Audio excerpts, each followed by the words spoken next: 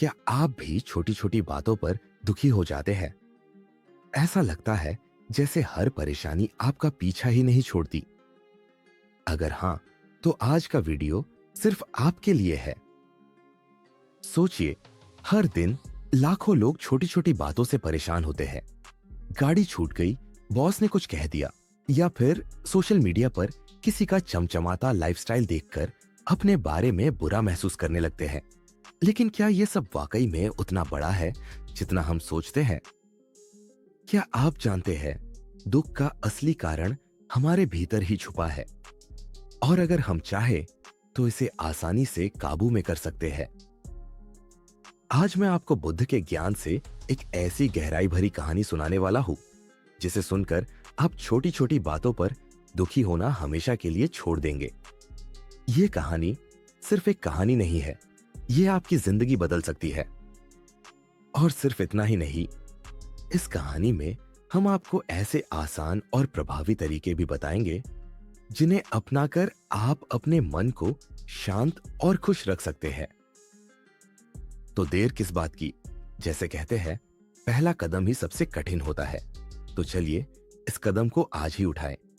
Video को अंत तक देखें, क्योंकि अंत में आपके लिए एक ऐसा सरप्राइज है जो आपकी सोच को बदल कर रख देगा। चलिए दुख को विदा करें और खुशी को गले लगाएं। तो बने रहिए हमारे साथ, क्योंकि कहानी अभी बाकी है। बुद्ध की कहानी, बात बात पर दुखी होना बंद करना। एक बार की बात है, भगवान बुद्ध अपने शिष्यों के साथ एक गांव में उपदेश दे रहे थे। एक व्यक्ति जो बुद्ध के प्रवचनों से नाराज था, उनके पास आया और गुस्से में अपशब्द कहने लगा।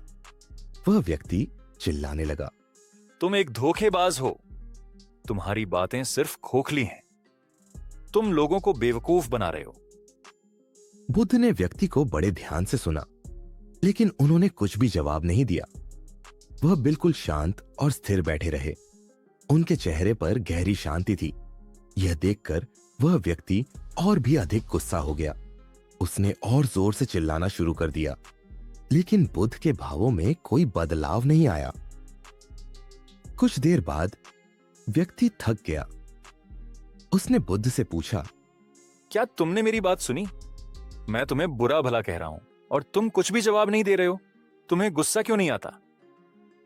बुद्ध मुस्कुराए और बोले, अगर कोई व्यक्ति तुम्हें एक उपहार देना चाहे, लेकिन तुम उसे लेने से इनकार कर दो, तो वह उपहार किसके पास रहेगा?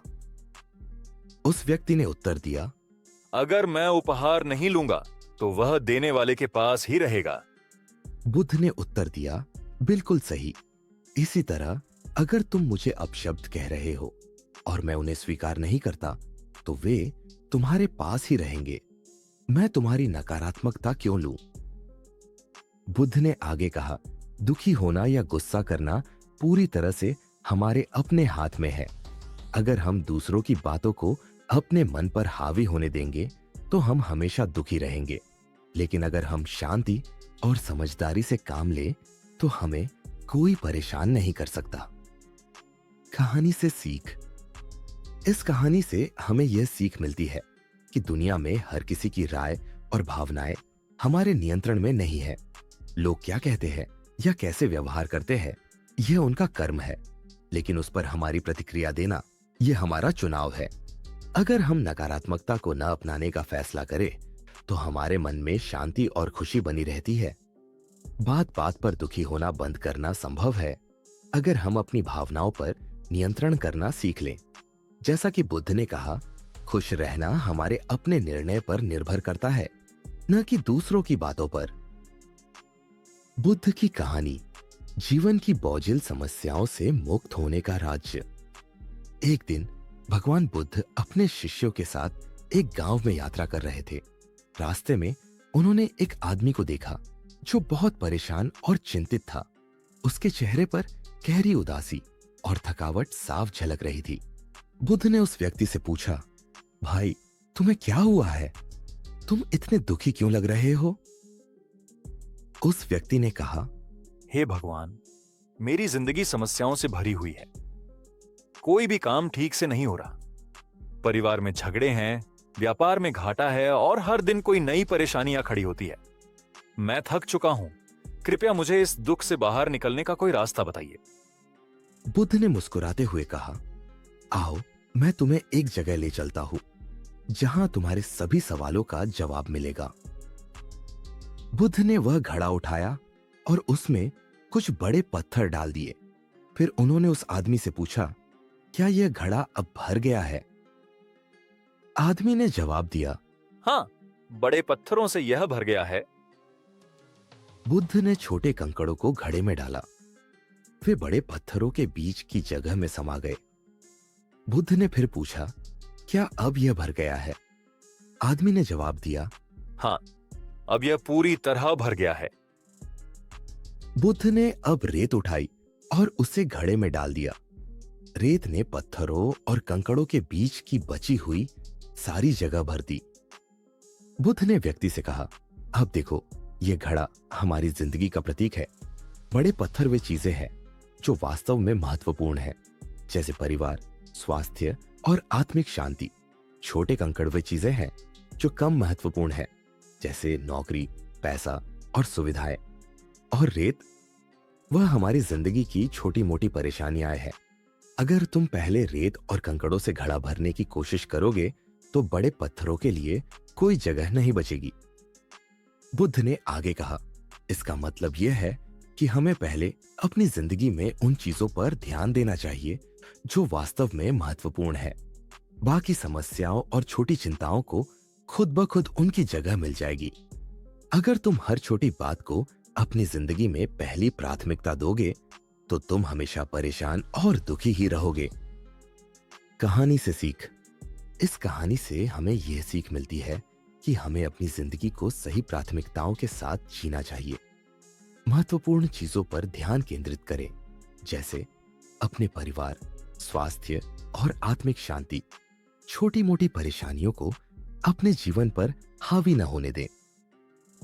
याद रखें, जिंदगी का घड़ा तभी सही तरीके से भर सकता है जब आप सबसे जरूरी चीजों को पहले जगह दें। दुख और परेशानी को अपने ऊपर हावी न होने दें। जिंदगी जीने का यही राज है। बड़ी परेशानियों को हल करने के लिए पहले अपनी प्राथमिकताओं को सही करें। शांति भीतर से शुरू होती है। दोस्तों, अगर आपको यह कहानी पसंद आई हो और आपने इसे कुछ नया सीखा हो तो अभी हमारे चैनल को सब्सक्राइब कर लीजिए। यह आपके लिए एक छोटा सा कदम है, लेकिन आपके जीवन को बेहतर बनाने की दिशा में एक बड़ा कदम हो सकता है। हम हर दिन ऐसी कहानियां और आयुर्वेदिक टिप्स लेकर आते हैं जो न केवल आपकी समस्याओं का हल बताती है, बल्कि आपके जीवन को और भी आसान और खुशहाल बनाती है। सोचिए, क्या होगा अगर हर दिन आप अपने दुख और तनाव को थोड़ा और कम कर सके। यही तो हमारा मकसद है, आपके लिए एक ऐसा अनुभव बनाना जो न सिर्फ उपयोगी हो बल्कि आनंददायक भी हो। और हाँ, बेल आइकन दबाना न भूलें ताकि अगली बार जब हम ऐसी प्रेरणादायक कहानी या टिप्स लाएं तो आप उसे मिस न करें। यह सिर्फ एक क्लिक है, लेकिन आपके लिए एक बड़ा बदलाव ला सकता है। याद रखें, आप अकेले नहीं हैं। हमारी एंशिएंट विजडम टेल्स की ये खूबसूरत कम्युनिटी आपके साथ है। तो अपने अनुभव हम या अफप्य कलवा हमारे साथ जरूर शेयर करें। नीचे कमेंट करें और बताएं कि आप अपनी जिंदगी में कौन सी प्राथमिकताओं पर ध्यान देना चाहते हैं। हो सकता है आपकी कहानी किसी और की प्रेरणा बन जाए। साथ मिलकर दुख को विदा करें और खुशी को गले लगाएं। एंशिएंट विजडम टेल्स, आपकी यात्रा का साथी।